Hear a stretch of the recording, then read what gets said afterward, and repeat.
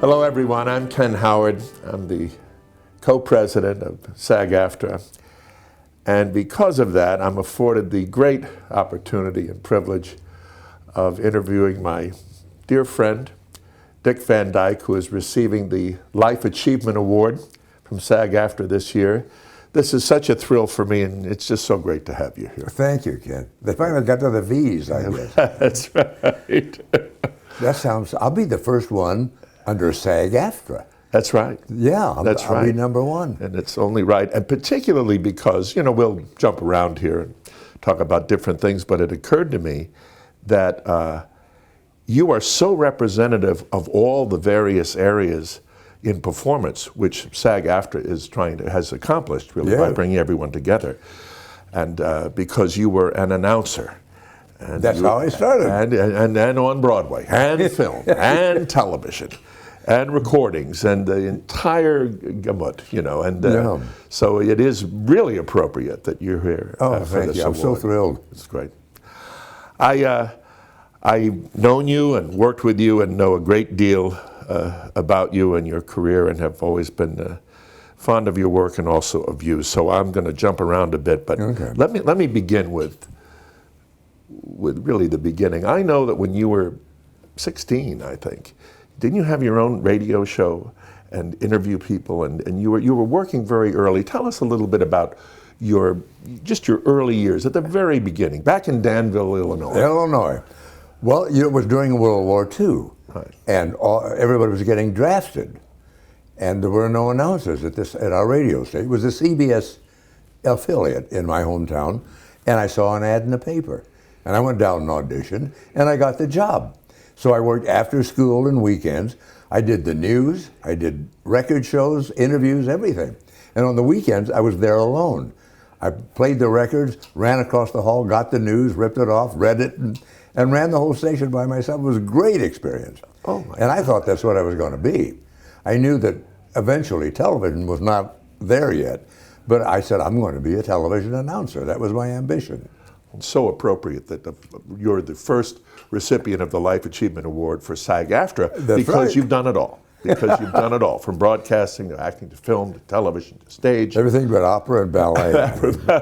Ballet, even close. You're a wonderful dancer. I was going to ask you, when did you start working with Phil Erickson?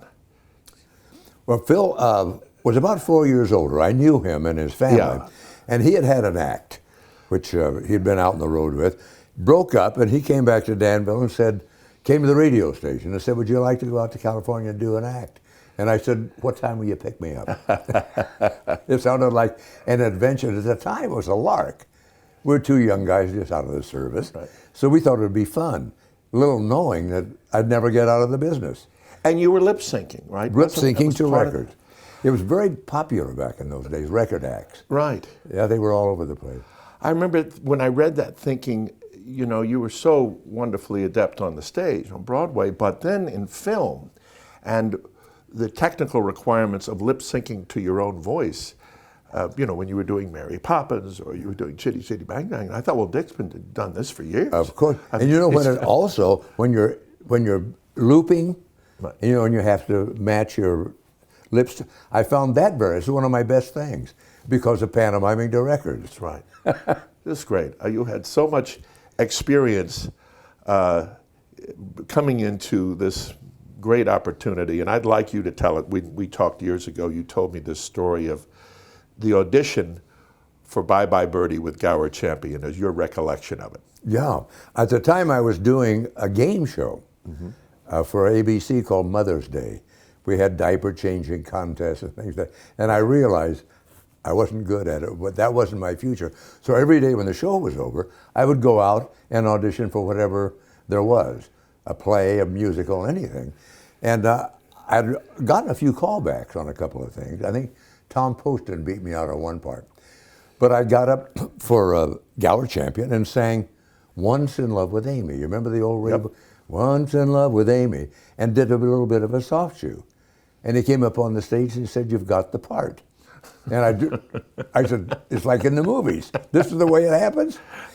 And I said, Mr. Champion, I don't dance. He says, we'll teach you how, which he did. And I went home to my wife and I said, it is like in the movies. He just came up on the stage and gave me the part. Later, I think somebody wanted to replace me because I was still trying to learn to dance and sing, something I hadn't done. So I was under pressure to learn a lot really quick. Well, you did apparently learn how to sing and dance soon enough to win the Tony for it. I won a Tony. You did. It's funny, the first few weeks I was just scared stiff, stage fright, butterflies, everything. Sure. But once I got used to it, I began to have fun and enjoy it. Then I was able to perform, and I found I'm never any good unless I'm enjoying it. I have my little pet theory about your great dancing ability, but it may have nothing to do with reality.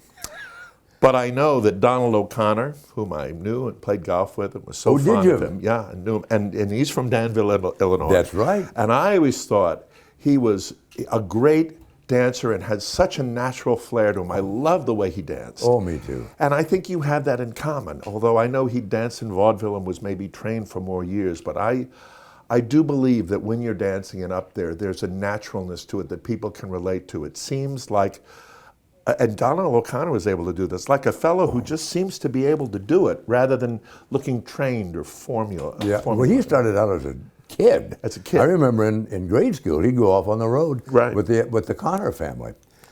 But I think in Singing in the Rain, I think he was so underrated.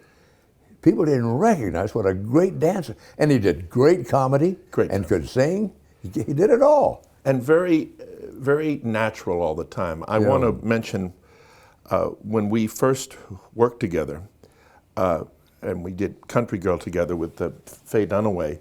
One thing that struck me working with you, Dick, and I loved watching your show, and you were always so natural, and in film and on stage, you always seemed to be just you. But the understanding was that, well, as your wife had said to you, well, you're just being yourself, when you put the Dick Van Dyke Show and Carl Reiner's writing it for you. So it's easy to say that, but in the work that we were doing, it was anything. You were playing anything but yourself. I mean, it was a whole entirely different character.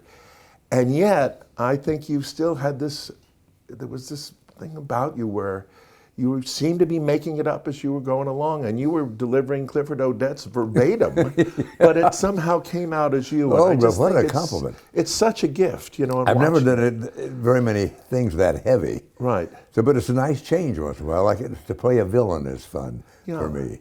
And you always make it your own in a way that always seems to be just coming out of you and natural. So I think that's, if I may, a great part of your artistry is that you make it look so easy and so natural. It's great to watch. No, I think it was an advantage for me not to have trained as a dancer, because I probably would have fallen into a pattern, whoever taught me. Right. So, but I had to kind of ad lib and make up my own moves. So I think that was an advantage for me rather than a disadvantage. Now, speaking of, can we talk a little bit about Mary Poppins, which is such a great film, such a great piece of entertainment, such a winning performance by Julie Andrews and by you. I love that film. I must tell you that for some reason, any film when children fly, I cry. It just gets me. And if I were to watch it today when the little boy says, "Please don't leave us, Mary Poppins," I get teary. But you're so wonderful in that, and it's so free and so joyous. Just tell me about that experience, or tell us about that experience. Well, it was, I think the Dick Van Dyke Show and Mary Poppins are the two peaks of my whole career because they were such fun to do. Hard work. But I always thought that Walt Disney wanted me because of my singing and dancing. Right. It turns out he had heard me in an interview talking about family entertainment and the dearth of good family entertainment. Oh. That's why he called me. He'd never seen me sing or dance. Wow. Isn't that amazing? That's great. I played the old man, the old banker. Yes. And I went to Walt and I said, I would love to do that. And if you let me do it, I won't even charge you. So he had me do a screen test. I made myself up as an old man, and he liked it. I ended up having to donate $4,000 to his art school up in Valencia. For the opportunity. Yeah, he was an old horse trader. Wonderful, avuncular man. I loved him. But he was something. Well, if I may, I think probably Walt Disney also had a sense of you, the man, because you keep a lot to yourself, but you're a very kind man and have been involved a great deal from early on in very good causes, civil rights causes and for children, and I think he sensed that too, if I may. It's a big part of who you are, Dick. Well, you know, the funny thing was that we were really on kind of opposite sides of the political fence, and we were being interviewed together one day, and someone said, you know, aren't you two kind of at odds over that? And Walt said, that has nothing whatsoever to do with our friendship. That's great. Yeah. That's great. Now, we worked together, and as you said, a serious, dramatic work in which you were fabulous. I had always thought that they missed an opportunity there in Country Girl because in the film, you know, they made it that Bing Crosby was a singer. And I always thought, just change it where you're this great, sad clown from the stage, you know, who's a brilliant comedic as you are, and had the same problem, and just it would personalize it even better. And I didn't know as much then about some of your background, but I know that in this time we're talking about Mary Poppins and the Dick Van Dyke Show, you also were able to meet and spend some time with one of your great heroes, Stan Laurel. Stan Laurel. So tell us a little bit about that, because I know it meant a great deal to you. It's funny, we're going through some old pictures, and I found some shots of the two of us taken at his apartment. Oh, God. What a gentleman. I was looking up, this was in the early 60s, I was looking up a phone number in the Santa Monica phone book. And I just have it said Stan Laurel. I thought, it can't be Stan Laurel. But I called up. Anyway, and I said, this is Mr. Laurel? He said, yes. And I told him who I was. He had seen the television show, so he knew who I was. And I said, you know, I'm afraid I've stolen from you a lot over the years. And he said, yes, I know. And he invited me to his apartment. I spent the afternoon with him that Sunday and visited him quite often after that. What a gentleman. He called me Dickie. And one day, on one episode, we did Laurel and Hardy, a sketch. Right. And I begged him to come down to the set and be the technical director. But he wouldn't come out. He'd had a slight stroke, which wasn't even noticeable. But he wouldn't come out. So the night the show was on, afterwards, I called him and I said, what did you think? Well, he gave me 40 minutes of notes that I should have known ahead of time. Oh, he said, didn't you remember that I had paper clips as cufflinks, and the brim of the hat wasn't flat enough. Right. And he took the heels off his shoes. I never knew that, to give him that funny stance and that walk. Oh. But he never told me ahead of time. I said, now you tell me. But he was delightful. And I got to do the eulogy at his funeral. I was going to say, yes, you did. That's just so perfect. Yeah, what an honor for me. I think it's appropriate also talking about Stan Laurel, because in 1963, he received the Life Achievement Award from SAG. From SAG, that's so. So here's your hero, and also you were great. Whatever his criticism, you were great playing Stan Laurel, because it came from within and you had him down. It was great. It was he had really a little television set that size, and he had his award sitting on the television set. So the reason I mentioned Country Girl, one, that I got to know you and talk with you and loved working with you, but also, as time went on, there were several opportunities for you to do some very serious dramatic work, very meaningful dramatic work, that I thought you were just spectacular in. And another one of my little pet theories is that comedic actors, when they're really good, given the opportunity, are remarkable in drama. Yeah, you're really right. I've seen it happen. And you are. And you took some wonderful, was the one that the morning after, or was it? That was a David Walper. Yeah. Why they came to me, they didn't know I am a recovered alcoholic, have been for 30 years. But it was very, very good script. And I said, Mr. Walper, you know, I've done quite a lot of research in this field. And first day on the set, the director was wonderful. He said, you probably know more about this scene than I do. And he kind of let me play it my own way. And it was so effective that I still get people coming out of rehab who've seen the movie. They show it in rehab because the guy doesn't make it. Right. And we had quite an argument with the National Council on Alcoholism, who wanted him to recover and have a happy ending. And we insisted that it have the impact that the guy doesn't make it. And it's done its work over the years, that movie. It's very good. Yeah. It's very effective. Tell me about, since we're on this addiction subject and all that, smoking. I remember with a couple of parts, including Country Girl, I would smoke a bit, and that was it. I said to this psychiatrist I was seeing, well, you told me I have addictive tendencies. why aren't I, I smoke, but when I'm done with the role, and with a Polish accent, he said, well, Mr. Howard, that's because you're not a smoker. I said, that's it? He said, that's it. Some people are, some people aren't. And really? He said, be glad you're not, because that's maybe the hardest addiction of all. Of all. That's what he said. It was amazing. He said, "You're not a smoker." I'm not a smoker. I mean, I did it when we, in that role, and when I did Necklace, I smoked some, but it's just not in me, thank God.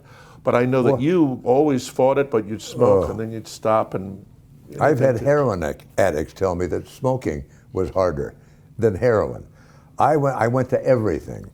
I once went to a place called Schick. I tried them. They put you in a room the size of a phone booth with a huge wash tub full of sand. And they say, we want you to smoke an entire pack of cigarettes as fast as you can. So you do it, and you salivate, you get dizzy and ill. I smoked the entire pack. I stepped outside and said, boy, that was tough. And I lit a cigarette. They gave me my money back. I was hoping you'd tell that story because you told me that, and it's unbelievable. Just great. It's just wonderful. But finally, it just kind of went away, as did the alcohol. The desire for it just fell away, and it stopped satisfying me, and it was just gone. I don't know why that happened, but I'm very lucky. Well, you're healthy and always very fit and trim, and now yet another new phase of your life, not only with the Fantastics, which I just love, because I saw when you were first starting, I don't know if you remember, but out in Malibu, and you were starting to rehearse, and I got to watch you one afternoon. That's right, yeah. And I thought, oh, this is going to be great. And that's a wonderful idea. And along with that, this whole, I don't know how many careers you've had, but your 14th career. And also just recently married to Arlene. Yes. And my wife Linda was there, and it was, I've seen the tapes of it. It was a joyous occasion, great fun. It was a fairy tale, that whole fairy tale. It was the best wedding I've ever been to. So what does that feel like? I mean, now as you unbelievable. I am not a loner. I lost 2 wives to cancer, and I had 1 year of living alone, and I said, this isn't going to do. I cannot live alone. Some people can. I have to have a partner in life. And I met at the SAG Awards. Right. I met Arlene, and first time in my life I ever hit on a woman. I actually sat down and said, hi, my name's Dick. And her comeback was, weren't you in Mary Poppins or something? Oh, this is going to be a tough road. But I finally won her over. Oh, God, it's fun. And the 3 guys I sing with are half my age. Right. And they keep me young. Tell me a little bit about the foundations you're working on, because I know there's, you talk about it, there's Ray's Syndrome and there's self-therapy. My big interest is the Midnight Mission downtown. Right. I've been with them, about 15 years now. I started going down as a volunteer, and somehow or another I slowly became the maitre d'.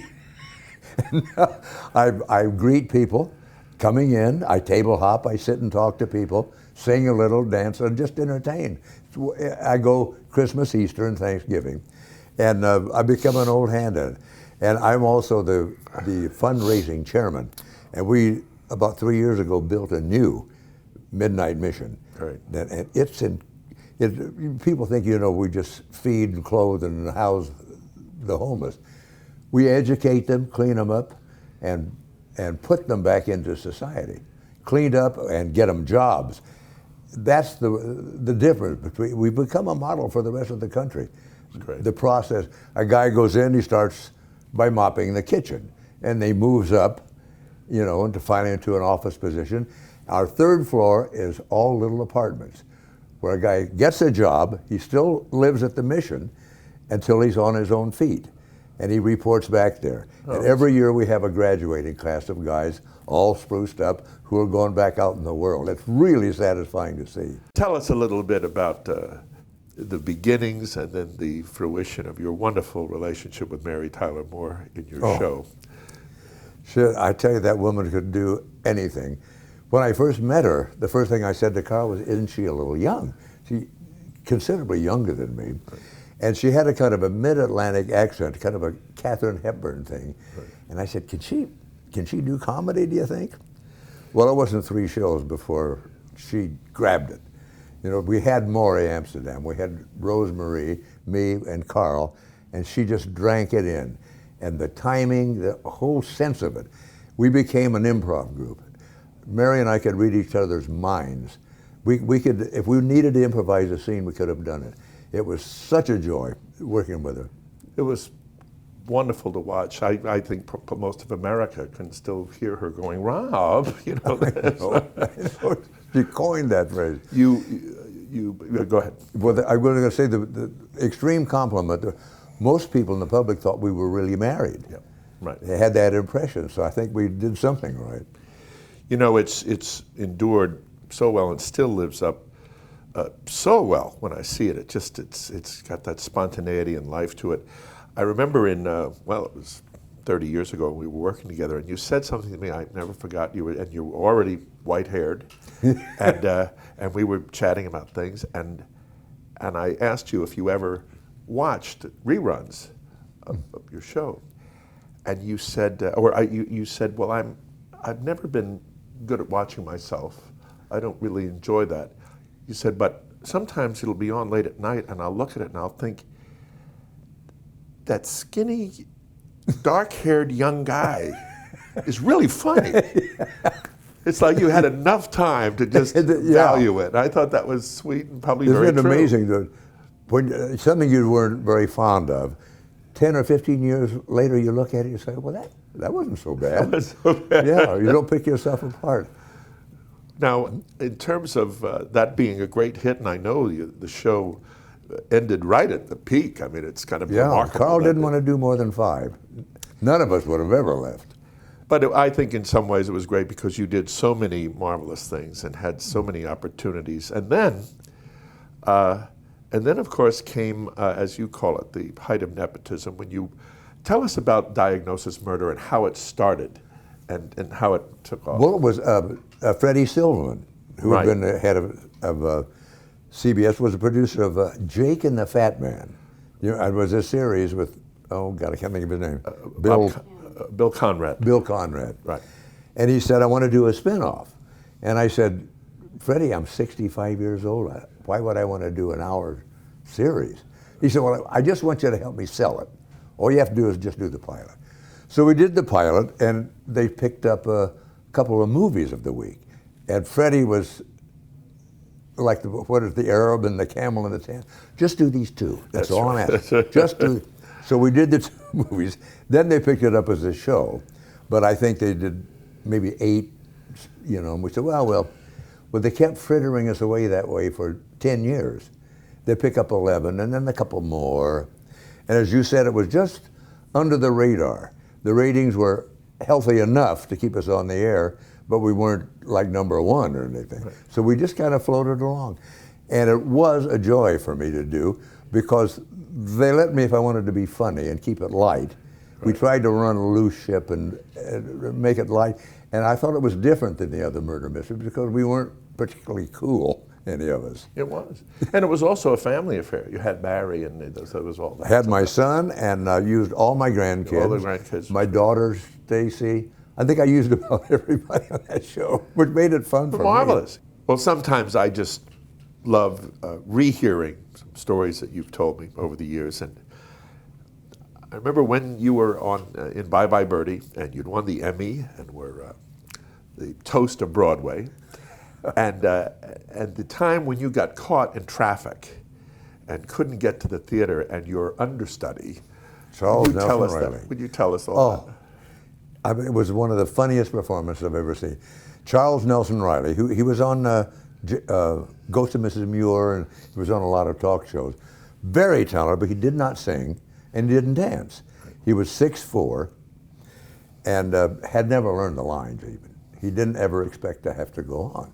Well, he walked out, and I got there about halfway through the first act in my suit, which came up to here on him, my little hat on his head, and he started singing, put on a happy face. Gray skies are gonna clear up, Fasus Sibat Day. And he ad-libbed his way through a 2-hour show, and the audience were dying. He brought the house down. He was so funny. I mean, the show was a shambles as far as the story and the score went, but my God, what an evening in the theater it was. I love that story, just great. And of course, that was an Emmy, and you've also, as the line goes, it's, you know, this is my first award, so please be kind. Well, it's not your first award, the Life Achievement Award. You won an Emmy, you won a Grammy. Yeah. Tell us about the Grammy, first of all. Well, I got a call one day that said, we're having a reunion of the Grammy winners. Can you attend? And I said, I don't have a Grammy, never got one. And they said, well, yeah, you got one, and so and so and so. I called up Julie Andrews, and I said, did you know you got a Grammy? She said, no. It turned out they had never notified us.